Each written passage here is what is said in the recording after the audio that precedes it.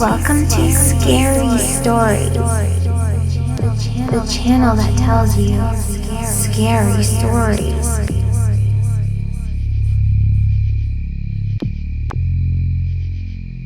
Hello and welcome to Scary Stories. I'm writing and recording this episode from the Northeast Comic-Con in Massachusetts, which might still be going on as you watch this episode. If you're nearby, come and say hello.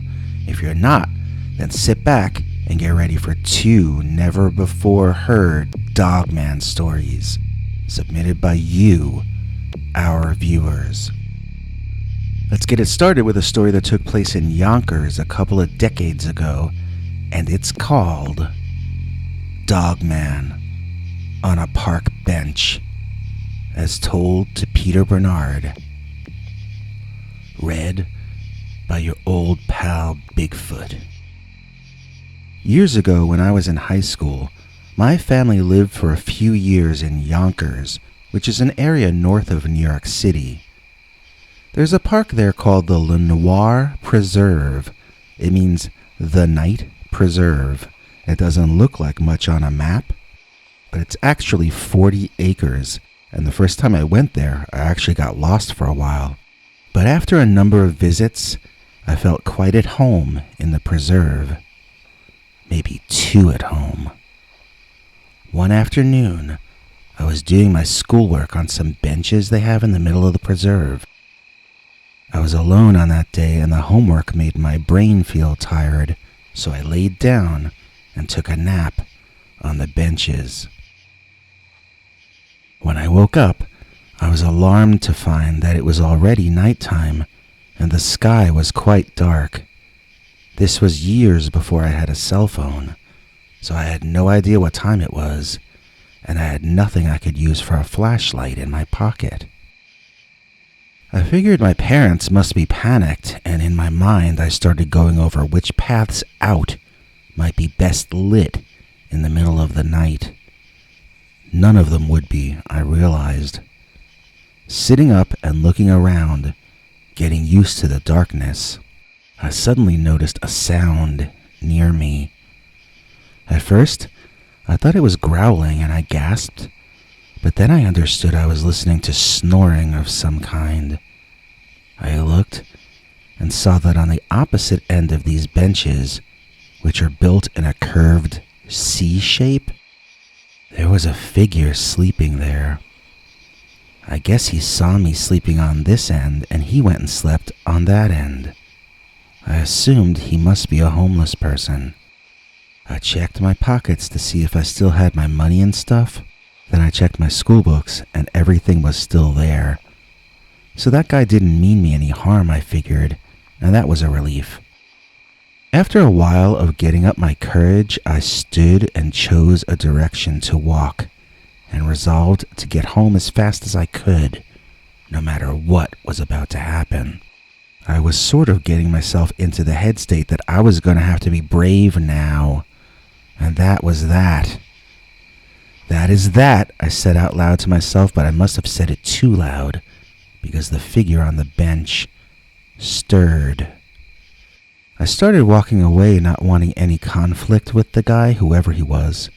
Looking back over my shoulder, I saw him sitting up. The way the moonlight caught him, it seemed as though he were wearing some sort of Halloween mask. That couldn't be a good thing. I should have ran right then, and I swear I don't know why I didn't. Instead, I stood there, staring into the darkness, trying to understand what kind of a mask that guy was wearing. I guess he didn't like being stared at, because the next thing I knew, he was standing up, and his body language was quite agitated. He was larger than I had expected, and his clothes seemed torn all over. Then, he did something so unexpected that I literally fell backward onto my butt in shock. He bent down, and he howled.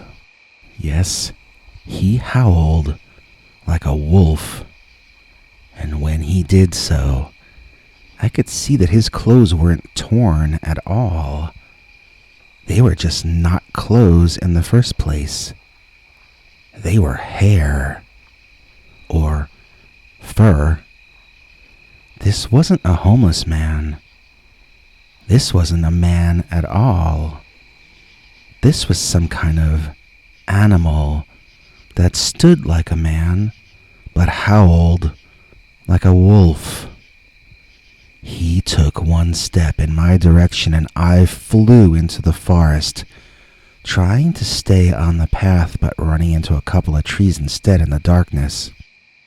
I was reeling and my head was spinning, plus I could hear the monster thing behind me pursuing me. I wish I could remember more detail about the next part, because I'm sure it would be the scariest part of this story. But I was in utter panic, and I only have vague memories of being in fight or flight mode. I remember bruising myself on branches and trees, and I remember falling one time. But mainly, I just remember the abject fear, the utter fear. I remember feeling certain I was about to die in a really painful manner. And I remember blubbering and crying the entire way like a pathetic infant. I could hear the monster behind me. Or at least I heard sounds behind me. And every sound was the monster man, at least in my mind. And so, when I got to a lit area by the entrance of the preserve, I started laughing in relief. I felt as though I would be safe now, and that the creature would not continue its pursuit. I couldn't have been more wrong. Turning around, for the first time, I saw the creature in its entirety, and in enough light to make out most of the relevant details. It was a werewolf. I don't remember what year that was, but it had to have been after that movie The Howling came out, because that's what I saw. That's what it looked exactly like. And it was over 6 feet tall, even leaving the tall ears out. It might have been 7 feet, but it was a wide and muscular 7 feet. I was stunned. Again, I should have ran, but I studied him, trying to understand how that could be a costume. A monster from the movies doesn't just come to life on a park bench. There has to be a logical explanation for it. Once again, this creature was being stared at by me, and once again, it didn't like it. It didn't howl at me this time, though. It growled, and it bared its teeth. Can masks bare their teeth?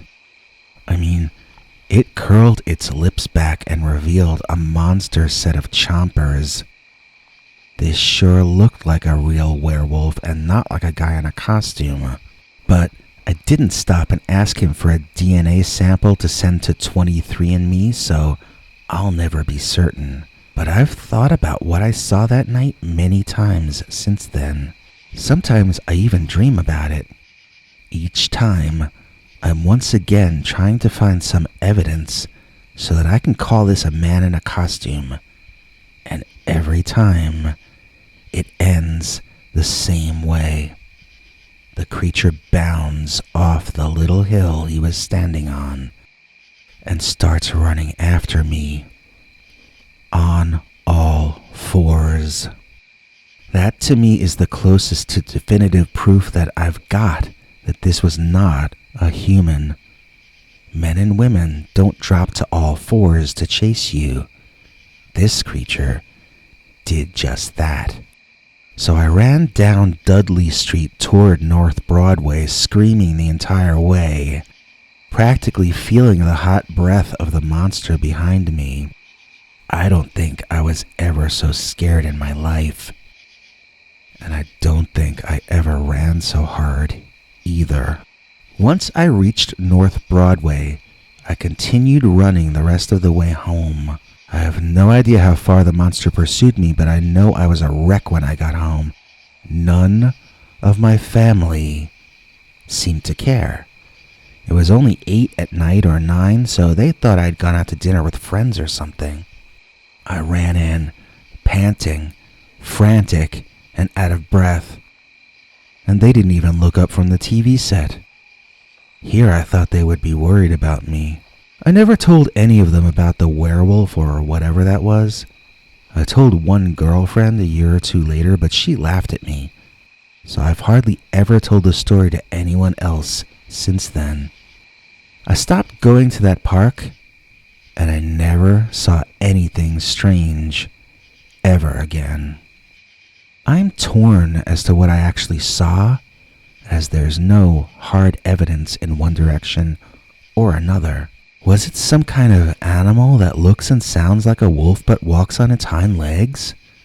Or was it a werewolf? Meaning, was that a man who somehow transformed into a wolf? As ridiculous as that might sound, I'm not sure it's any less ridiculous than the idea of a predator that large living in that 40-acre woodland so close to a large suburban settlement. I mean, Yonkers is a pretty big place, you know. A lot of people live there. If a monster lived in the woods there, wouldn't it be more famous by now? That's why, in my gut, I kind of feel that the thing I saw was not in that form all the time. Maybe it lived as a man by day and a wolf by night. Maybe it's like in the movies and he only transforms sometimes into the beast. It might explain the lack of reports of the creature. Then again, maybe I am the only one to talk about seeing that thing. Because maybe I am the only one who got away. Don't you go away. We've got another Dogman story coming up right after this. Do you have a scary story you want us to read on the show?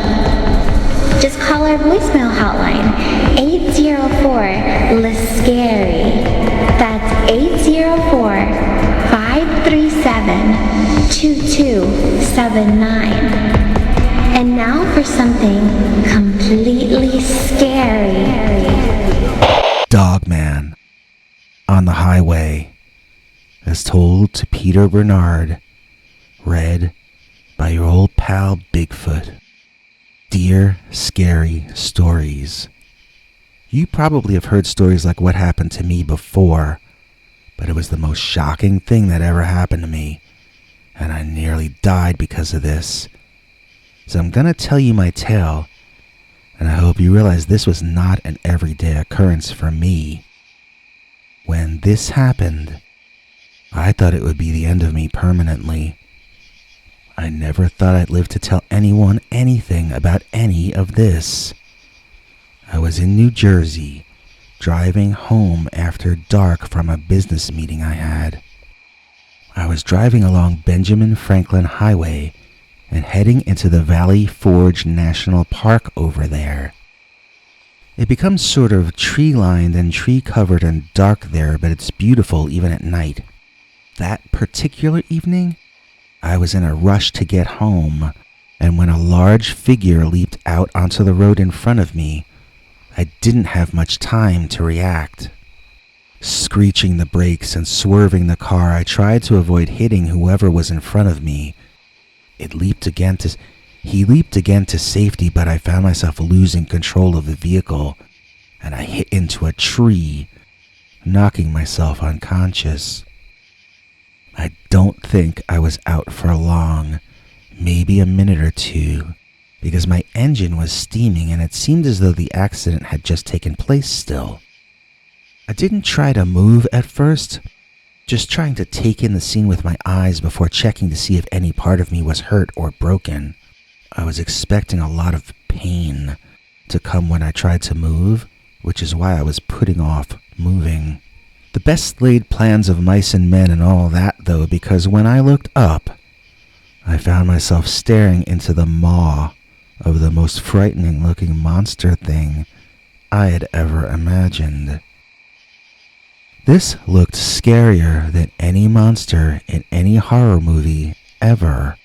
This was a snarling, fang-faced, drooling, panting, gyrating, and quivering dog-faced kind of a thing. It was standing to the front and left of my car, and it was staring at me. When I looked back, it jumped forward, not so much as though it was going to attack me, but more like it wanted to scare me. Well, it succeeded. I screamed and leaped in my seat, and oh boy, did I feel where I had been bruised. My ribs ached, and my right shoulder too. My legs seemed fine, but I hadn't tried to stand on them yet. None of that really mattered, though, if this Dogman was going to make me into his dinner.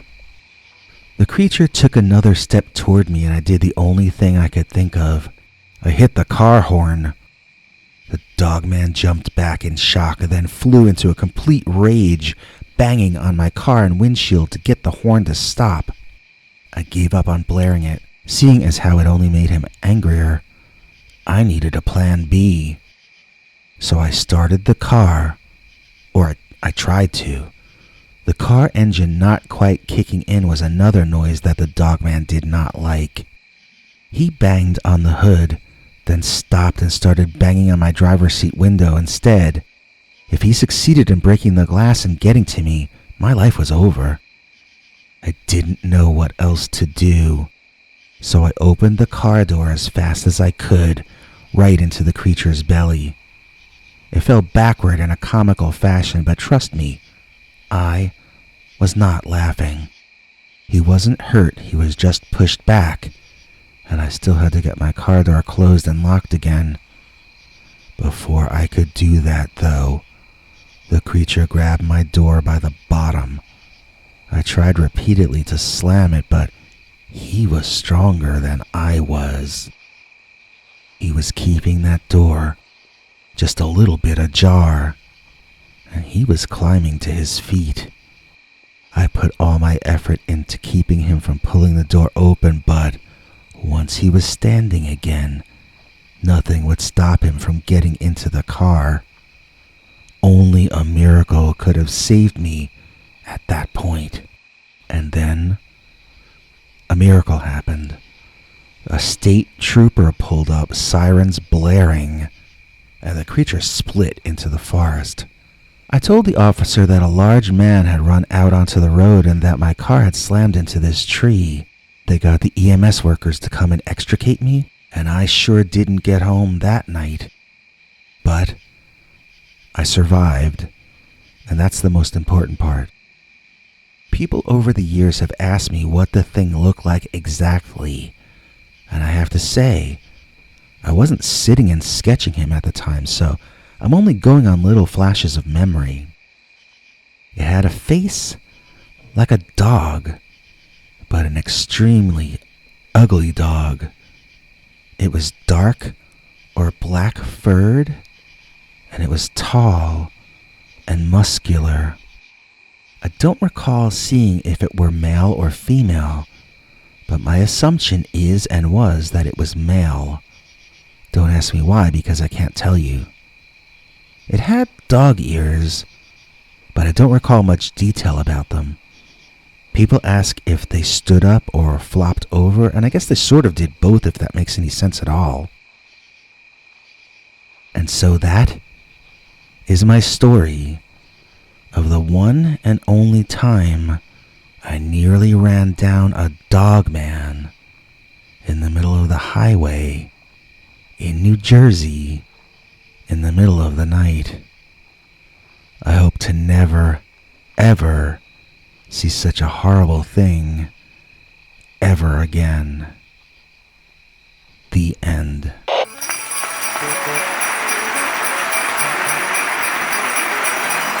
Live on tape from the Heroical Mastering Studio here on top of the Waxter Building in New York City, it's Loca Lani Live. I'm your host, Loca Lani Lopez. Here we are in the green screen studio here at Heroical. Several of the internet's top blogs used to get shot here until they were all deplatformed. This is the actual spot where Bigfoot shoots his monologues for the Scary Stories NYC channel on YouTube. Trust me, you can tell just from the odor. Hey, speaking of Bigfoot, let's cut to him live right now at Northeast Comic-Con. Bigfoot, can you hear me? Yeah, I can hear you, Loca Lani. It's still early here, but it should get packed soon. If you're up in Massachusetts looking for something to do this weekend, they've got everything you want to see. Batman, Dogman, this thing, arts and crafts for the kiddies, video games about making toast played on the large screen, plus celebrities, but I can't show you them because they made the celebrity hall too dark for photos.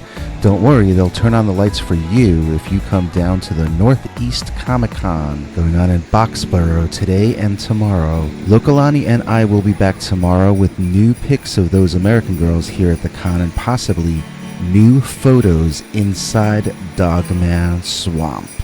See you then.